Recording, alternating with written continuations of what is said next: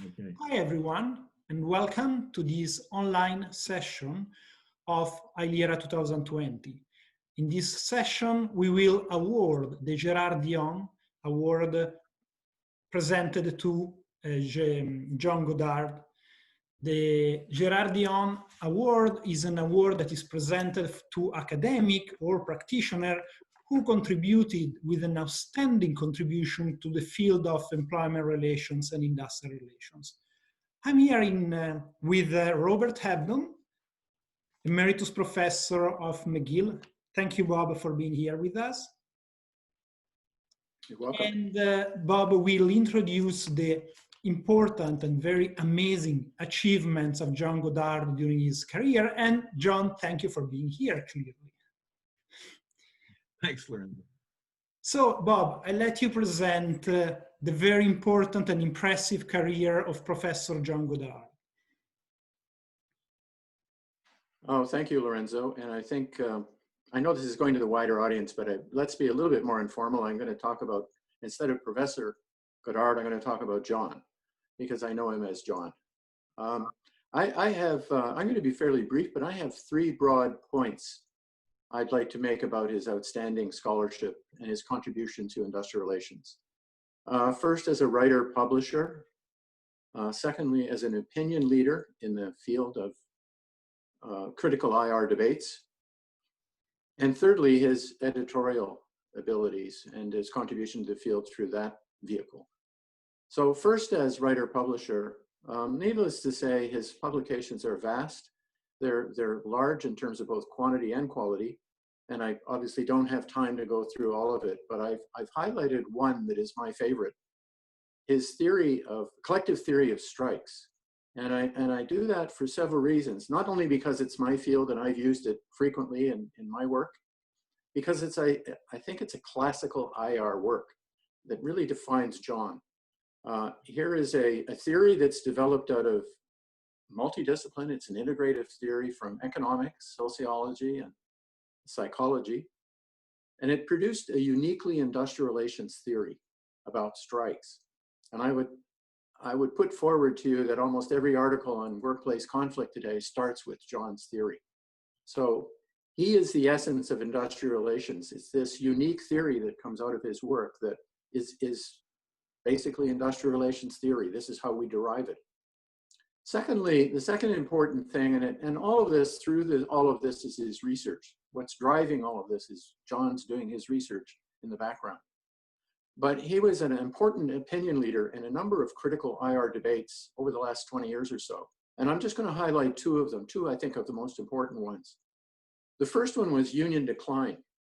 And Canada was in a kind of a unique position for that. We have essentially the same industrial relations system derived from the same Wagner Act. We went down a different path after that fact for a number of reasons.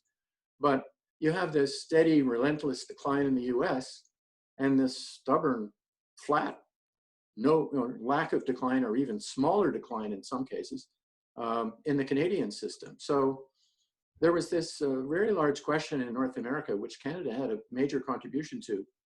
What was the reason for this? Why is there this decline in the US? And of course, if we understand that, maybe we can do something about it.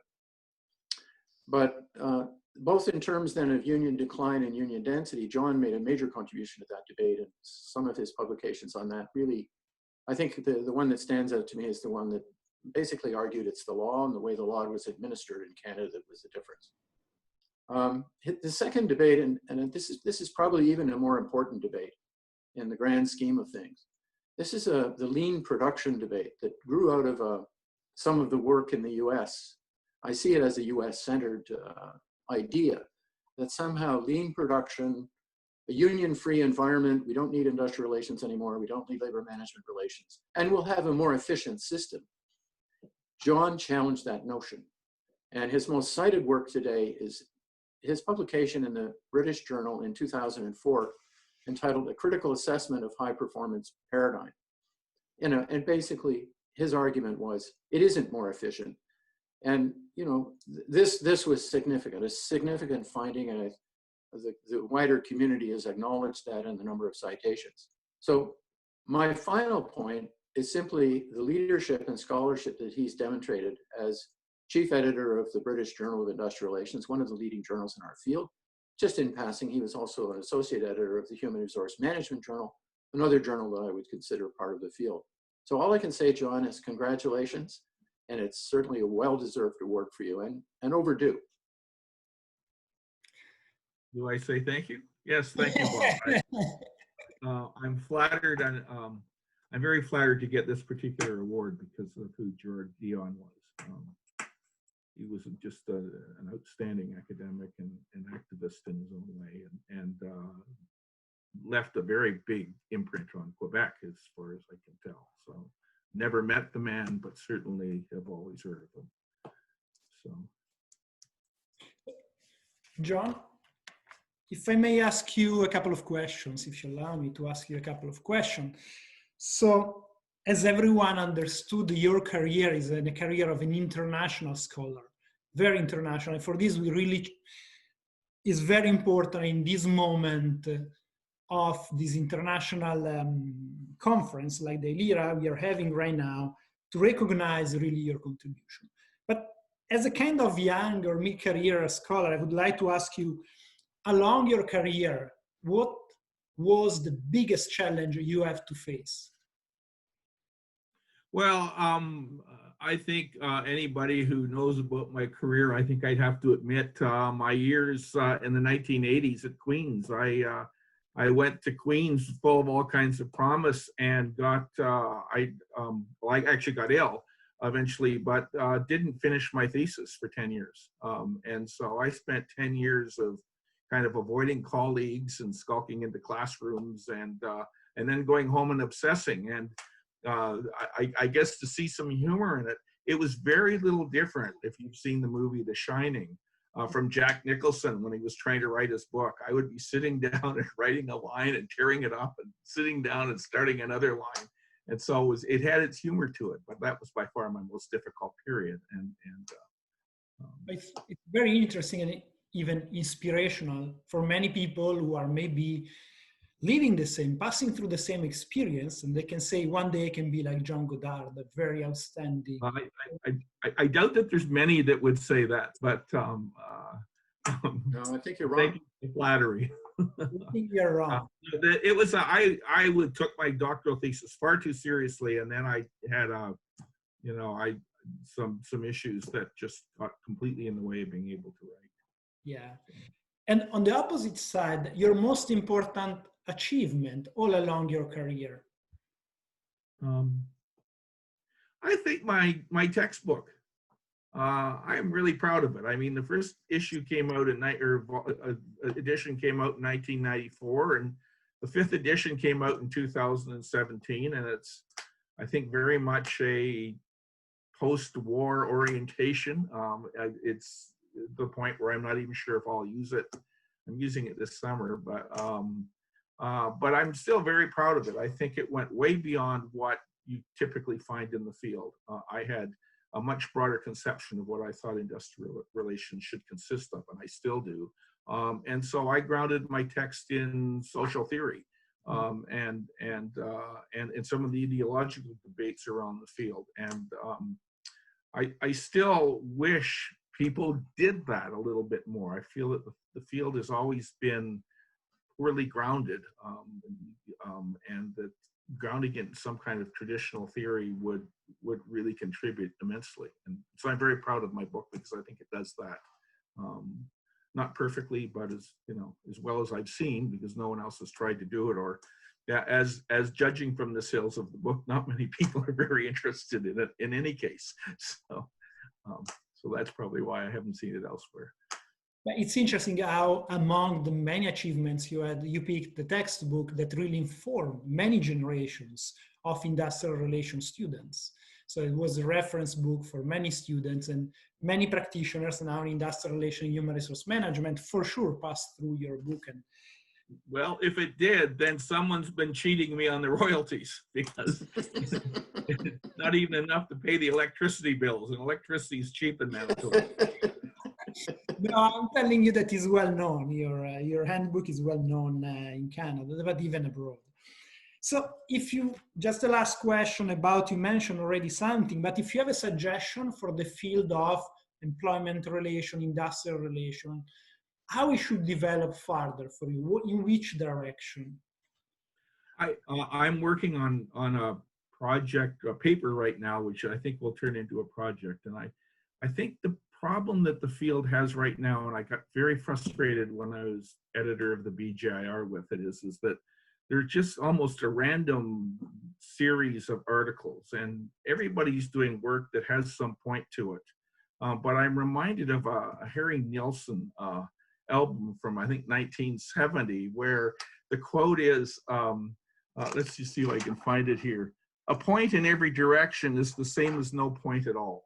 And this is a comment on something called the pointless forest. And I think we really need to try and develop a point. And my suggestion, and it comes out of work I've already done, is that we need, most scholars I know actually have had a point, and we've all had the same point, and it has to do with fostering the attainment of democratic values. Whether you couch it as equity, I don't think it should be equity versus efficiency. Efficiency is a constraint. And I think the field should more explicitly focus on the attainment of these values. Actually, if you're doing quantitative research, go out and measure them and see what contributes to them and what doesn't. But there are a lot of other things that you can talk about in terms of policy suggestions and even kind of abstract, kind of utopian thinking, where one looks at examples of institutions or organizations or historical crafts or professions that manage to achieve these kinds of values. And it's very much influenced by the work of Eric Olin Wright, who died recently. And I just happened across something written about him by Michael Burawoy, and it really struck me as something that the field should really be thinking about, is trying to focus around something like that. And theoretically and empirically, you can come at it from all kinds of different directions. But what I think we need is a point. And I think whether we like it or not, our point historically has been around conflict and labor movements and so forth, especially as they developed after the Second World War. And as important as those topics now are, we need more. And so that's my suggestion. It's a very, very important suggestion. So, John, in the name of the Canadian Industrial Relations Association, I'm very honored to present you the Gérard Dion Award. You will receive also a certificate at some point when we go back to possibly a normal life. And for sure, we will meet each other also in person next year in the next Canadian CIRA conference that is going to be in Quebec City. And everyone will have the opportunity also to speak further with you and really honor you for your important career achievements. Thank you, Bob, for, sorry. Okay, just to say thank you. I am very flattered by this, given who Gérard Dion was and given the people that have received this in the past. So, and I don't think my contributions to Canadian IR have been all that strong in the past number of years, for certainly not as strong as I would like them to have been. So I'm really flattered to be getting this. I'm honored. You deserve it. And thank you, Bob. Well deserved, yes. You're welcome. Nice to see you guys. And I hope that everyone can follow the other sessions of ILERA. There are live sessions going on. Please check the program on our website and join just clicking on the Zoom link. Or there are also some other pre-recorded content you also in this case, you can find in our program all the details. Thank you very much to everyone.